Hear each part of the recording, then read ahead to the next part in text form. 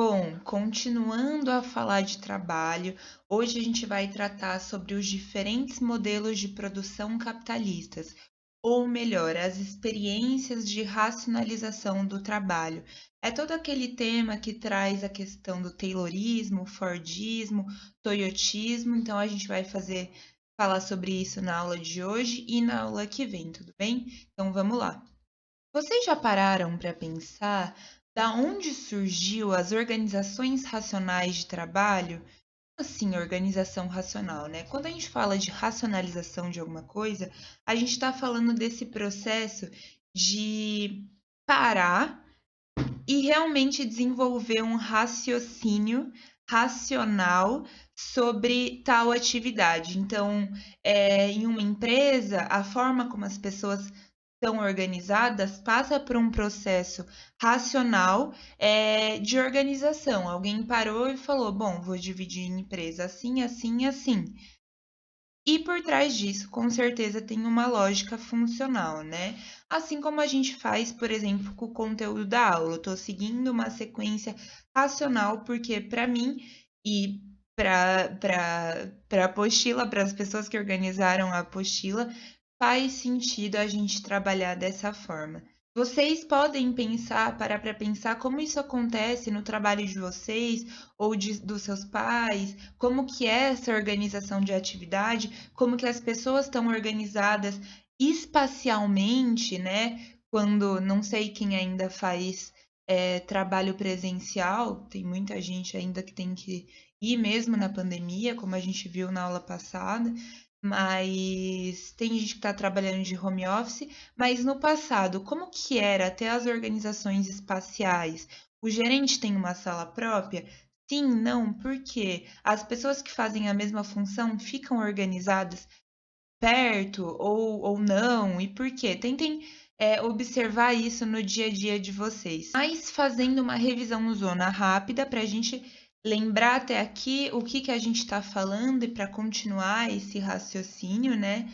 A gente viu nas aulas anteriores a relação do indivíduo com a natureza e como através da racionalização do trabalho, né, especialmente nas sociedades capitalistas, a gente trata a natureza enquanto um objeto, a gente transforma a natureza, pega essa matéria-prima para transformar em uma mercadoria. Inclusive, a gente conversou um pouco que a gente estaria vivendo possivelmente no antropoceno, essa era geológica em que o homem destruiu tanto a natureza, né? A gente conversou um pouco sobre essa utilização predatória, ou seja, destruidora do meio ambiente, né? Ela nunca foi tão alarmante, tão amplamente desrespeitada, né?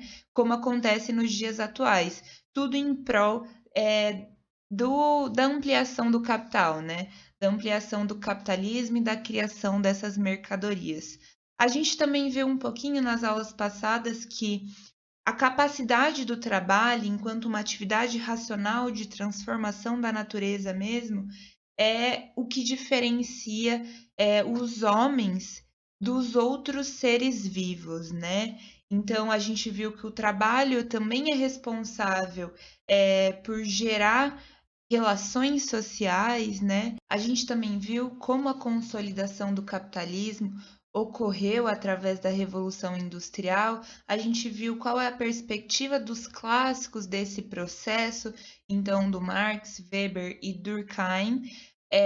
A gente também falou na aula passada, especialmente, sobre as transformações trabalhistas nos dias atuais, com o avanço do liberalismo, com o avanço da precarização do trabalhador. Também vimos um pouco a questão do desemprego de uma forma geral, né? E a gente até pode pensar que ao privar uma pessoa de trabalho, a partir de toda essa discussão que a gente teve, a gente não só priva ela de se manter nessas relações sociais, né? Mas como a gente coloca em risco, sem ter uma estratégia estatal por trás para conter esse desemprego alarmante, a gente coloca em risco, além de tudo, a sobrevivência física dessas pessoas, né? Como a questão da fome. Então a gente viu nesses últimos 3 séculos como essas formas de organização vão se transformando, né? Desde lá a Revolução Industrial, como a gente comentou. Então, hoje a gente vai falar dos principais sistemas de organização de trabalho que ficaram conhecidos desde a Revolução Industrial. Então, eu estou falando do sistema taylorista, fordista e toyotista na próxima aula, tudo bem? Então, vamos lá. Gente, toda vez antes de começar a aula eu falo, bom, vou tentar fazer sem óculos, porque eu sei que ele fica transmitindo e é ruim, eu nem tenho tanto grau, mas é inevitável, me desculpa, eu vou ter que colocar. Se ficar muito ruim, vocês me avisam, tá? Desculpa. Mas vamos lá, falando sobre o Taylorismo e o Fordismo. Bom, como eu já disse, é um fato que o trabalho é algo imanente, é algo que é parte da espécie humana, né? A gente precisa do trabalho para sobreviver. Então, imaginem o quão longe está a origem das preocupações dos homens e das mulheres em relação à organização das atividades do trabalho.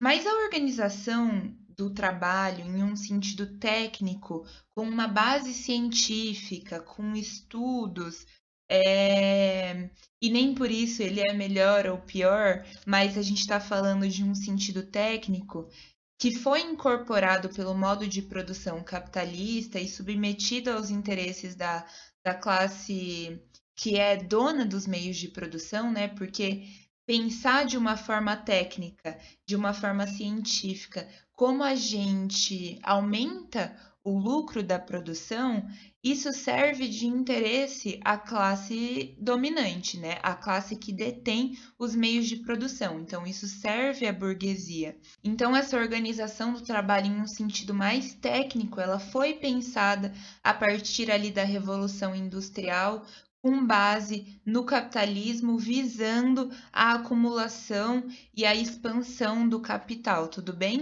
Bom, então a industrialização como atividade econômica básica do desenvolvimento do capitalismo, como a gente conheceu hoje, está ligada a um processo de desenvolvimento tecnológico e de uma inovação industrial. Como vocês vão ver melhor na história, se eu não me engano, como aconteceu na geografia, já me perdi, e aqui também, né? Mas como foi esse desenvolvimento da indústria, da Revolução Industrial? Então, tem a primeira Revolução Industrial, como fica conhecida, a segunda, a terceira, a quarta. Mas a gente percebe que esse é um processo de evolução de técnicas, né? Se a gente tirar o R da Revolução Industrial, a gente pode pensar em uma evolução industrial, pensar nessa escala linear de desenvolvimento das técnicas mesmo, né? Então a gente tem na primeira Revolução Industrial, ali em 1700 e alguma coisa, no século XVIII, a mecanização, o tear, a força a vapor, a gente falou um pouquinho disso, né? Da indústria têxtil, e depois a gente vai ter mais para frente, é disso que a gente está falando, a produção em escala, a linha de montagem, baseado na eletricidade, combustão. Então, o que importa para a gente é perceber que a revolução industrial ela é uma evolução de técnicas, né? Ela é um desenvolvimento tecnológico. E isso dá condições para que a própria indústria e o próprio funcionamento do capitalismo também se transforme e se desenvolva. Então, com o aumento da acumulação crescente de bens e do capital das classes que detêm o meio de produção, então, com o aumento do lucro dos empresários, né, falando nos termos de hoje, isso deu condições para que as indústrias pudessem aumentar sua escala de produção, financiando grandes investimentos industriais, como a gente viu ali, e que mais tarde vai resultar num processo de acumulação capital de tal forma que vão formar aqueles grandes monopólios empresariais ou oligopólios no dia de hoje. Eu trouxe aqui outro exemplo de. Ai, esqueci de passar o slide, como sempre. Mas eu trouxe aqui um exemplo de desses grandes oligopólios, né? A Coca-Cola, eu sei que não dá para ver muito bem, se vocês tiverem mais curiosidade, coloquem no Google para vocês verem melhor. Oligopólio empresarial. E tem aí a Nestlé, a Kraft, que são a Coca-Cola, né? A Coca-Cola é dona de tudo. A Coca-Cola daqui a pouco é dona do meu próprio eu e eu nem vou saber. Comprou tudo a Coca-Cola. Tem a Johnson também. É uma loucura. E são empresas. A gente acha que a gente está variando, né? Mas no fim das contas a gente está financiando aí um pequenas, 2% da população mundial. Inclusive, a gente pode ver isso juntos, né? Vamos ver aqui. Ah, pessoas que detêm a riqueza mundial. Vamos ver. Será que esse site. G1, vamos de G1. 1% mais ricos do mundo detém mais do dobro de 6,9 bilhões de pessoas. Gente, isso não é assustador? Pobreza afeta intensamente. E aí a gente pode pensar também quem são essas pessoas, é isso que a gente faz na sociologia, né? São pessoas brancas também. Esse processo tem famílias que acumulam esse capital desde a Revolução Industrial, tem sobrenomes que vão sendo passados aí em um nível de riqueza e de desigualdade, porque representa uma parcela da população mínima em relação a toda a população mundial, e isso é bizarro. Gente, por favor, de acordo com o estudo, os bilionários do mundo, que somavam apenas 2.153 indivíduos no ano passado, detinham mais riqueza do que 4,6 bilhões de pessoas. Bom, vamos de apoiar os produtores locais? Ai, desculpa, voltando para a aula, vamos lá. Mas o que importa para a gente na aula de hoje é perceber que as estratégias, essas formas de organização que adotaram a partir de um processo racional, eram cada vez mais agressivas nessa busca do aumento do lucro e do aumento da acumulação do capital. Então, buscando aumentar a escala da produção, né?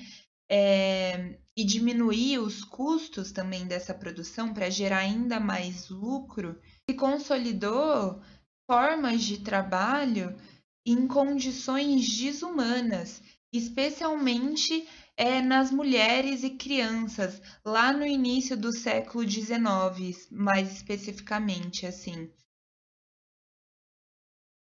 Então, a gente tem nessa época, no início do século XIX, ou seja, 1800 e alguma coisa, crianças e mulheres trabalhando nas fábricas, cumprindo enormes jornadas de trabalho que iam de no mínimo 8 horas até 14 horas de trabalho diário, recebendo salários miseráveis.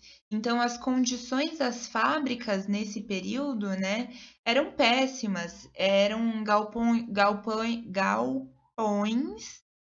escuros, sujos, mal ventilados, máquinas sem proteção alguma. Tem essas fotos das crianças, né? Quem também tiver mais curiosidade, dá para procurar no Google, tem inúmeras fotos.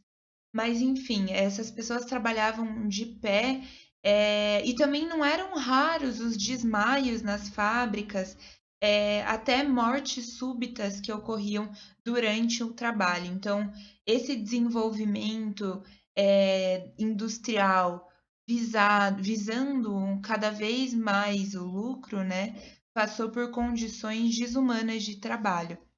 E aí, mais no final do século XIX, lá 1870 alguma coisa, esse processo de evolução de técnicas vai se intensificando, possibilitando o avanço da mecanização de atividades do trabalho, por exemplo. E assim, o trabalho e os seus processos de trabalho foram ficando cada vez mais racionalizados. E eu estou falando, quando eu falo dessa racionalização, das pessoas que estudaram técnicas de organização de trabalho, não são necessariamente essas pessoas da foto que executavam o trabalho, mas sim que elaboravam teoricamente as formas de aumentar essa produção e, consequentemente, o lucro. O Taylor é uma dessas figuras que a gente está falando que pensaram o trabalho tecnicamente, né, as formas de organização. Ele nasce em 1865 e morre em 1915.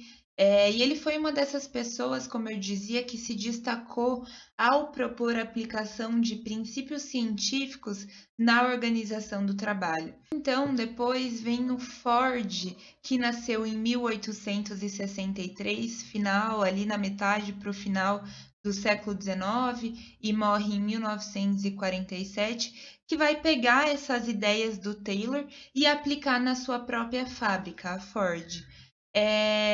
E por isso as expressões do Fordismo e Taylorismo passam a ser usadas para identificar o mesmo processo. Então, o Taylor vai propor, por exemplo, uma especialização extrema de todas as funções e atividades dos trabalhadores. Assim, não teria margem para erro. Como assim? O Taylor ele propõe que o trabalhador fosse separado por tarefas e por níveis hierárquicos. Assim, a administração, por exemplo, ficaria responsável por fazer um processo de formação desses trabalhadores, passando instruções do que eles deveriam fazer, e as ordens que eles deveriam cumprir também.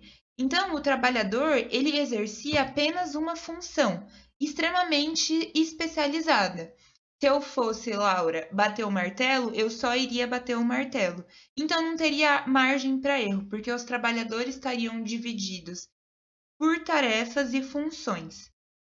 Taylor também propõe que essas tarefas fossem controladas por um tempo, através do estabelecimento de níveis mínimos de produtividade. Então, tal pessoa teria que produzir X quantidade a partir de um Y tempo. Então, a grande novidade é quando Ford incorpora essas ideias de Taylor e, além disso, propõe que os produtos fossem gerados através de uma padronização e para serem, então, consumidos em massa. E não só isso, o Ford ele pega a ideia de uma linha de montagem que já existia, ele não é o criador da linha desse modelo de linha de montagem que a gente vai ver nos tempos modernos de Charles Chaplin, muito famoso, né? Mas ele pega essa ideia e evolui. Então, ele pega as ideias de Taylor com as suas próprias ideias e cria um modelo de produção que vai gerar um lucro absurdo em uma quantidade mínima de tempo. Então, a ideia era assim: padronizando os produtos e fabricando numa escala imensa de centenas ou milhares de carros por dia, os custos da produção vão ser reduzidos ou contrabalanceados porque vai aumentar o consumo e, consequentemente, vai aumentar o lucro. Assim, daria para aumentar, por exemplo, aumentando o lucro, o salário, o que torna as pessoas impossíveis consumidores, porque aumentando o meu salário, aumenta o meu poder de bem consumo. Se eu, Laura, ganhava R$ 2, agora eu ganho R$ 200, eu posso comprar um carro, por exemplo. No meu maior sonho, né? Mas a ideia é mais ou menos essa. E, consequentemente, eu comprando um carro do próprio Ford, aumenta ainda mais o lucro dessa empresa. Tudo bem a lógica de funcionamento? Então, se a novidade de Taylor foi a divisão de atividades dos trabalhadores limitados por funções específicas, ou seja, cada um é especializado em uma função, como eu estava dizendo, eu aperto o parafuso, você bate o martelo, A novidade para a Ford foi essa linha de produção em série, foi a colocação de um objeto de trabalho em um mecanismo automático que percorresse todas as fases produtivas, desde a primeira transformação da matéria-prima bruta até o estágio do carro pronto no final, através de uma linha de montagem. Então, basicamente, a ideia fundamental do sistema taylorista-fordista é elevar a especialização das atividades de trabalho a um plano tão simplificado que o operário torna-se um apêndice da máquina, repetindo os movimentos iguais inúmeras vezes num curto espaço de tempo. E assim elas poderiam ser executadas por qualquer pessoa, o que gera uma grande massa de trabalhadores disponíveis a qualquer momento, mesmo sem a pessoa ter a menor experiência no assunto. E vocês percebem como esse processo também aumenta a mais-valia sobre os trabalhadores e, portanto, aumenta o lucro empresarial? Porque os trabalhadores continuam trabalhando o mesmo tanto, só que com o aumento dessa produção, o que acontece? Aumenta o lucro para esse patrão. E não necessariamente significa que o trabalhador vai ganhar mais. Teve inclusive um episódio de um levante operário que se instaurou nas empresas fordistas quando ele implementou esse sistema de organização. E no auge desse conflito, os funcionários se reuniram e se recusaram para trabalhar. Aí o Ford foi lá e falou: não, galera, beleza, todo mundo demitido.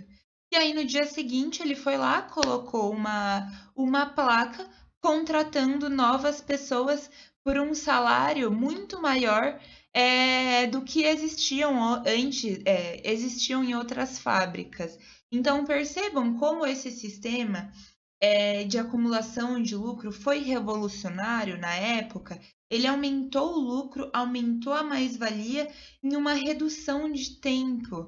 E aí vem Charles Chaplin, como a gente vai ver esse vídeo a seguir, e materializa isso através do humor, né? Mas justamente fazendo essa crítica desse sistema de organização de trabalho que gerou uma grande máquina formada por peças humanas que funcionam dia e noite num ritmo automático.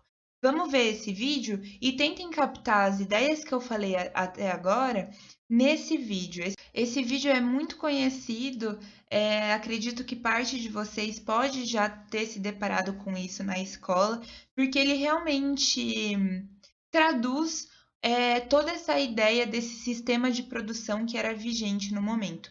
Vamos ver.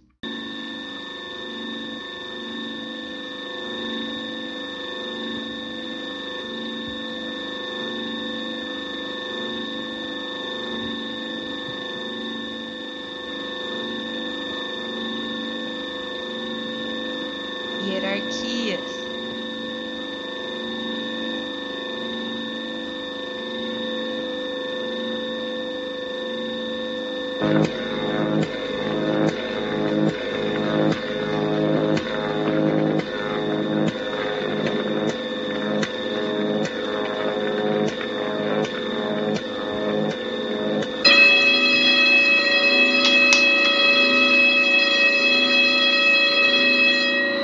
Sección 5, aumente velocidad a 4.1.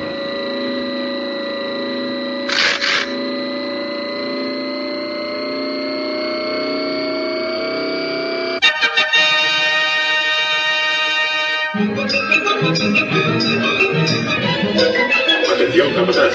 Acuda al banco 5. Compruebe el ritmo de producción. La cadena va con retraso, banco 5. Atención, capataz. Enquanto ele aperta alguma coisa, o outro tá lá com o martelinho.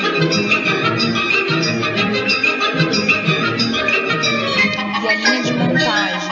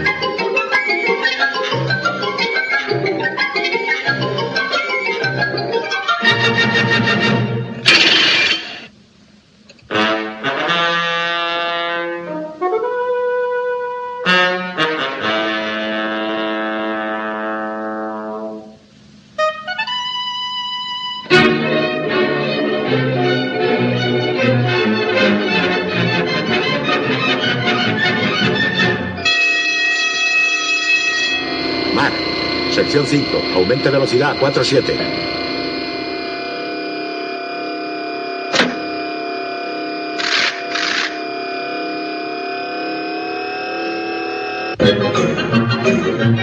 Phoenix Mount 13. Phoenix Mount 13.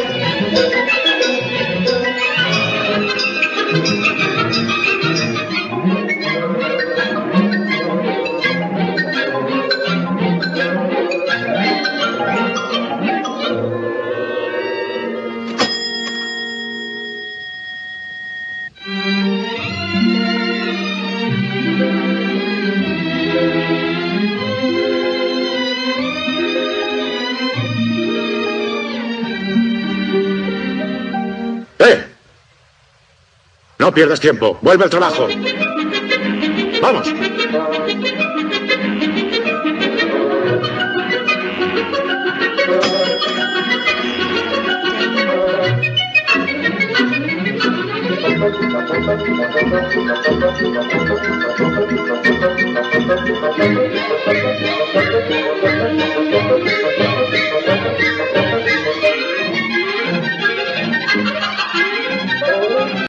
A gente vai ver também outro vídeo curtinho que traz a inauguração da Ford. Ele é bem legal também, vamos ver.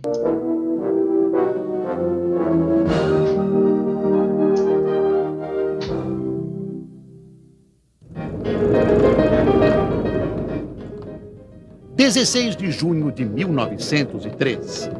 Foi nesse dia que Henry Ford, sem muita ostentação, deu início a uma fábrica de automóveis que mudaria o conceito do novo veículo.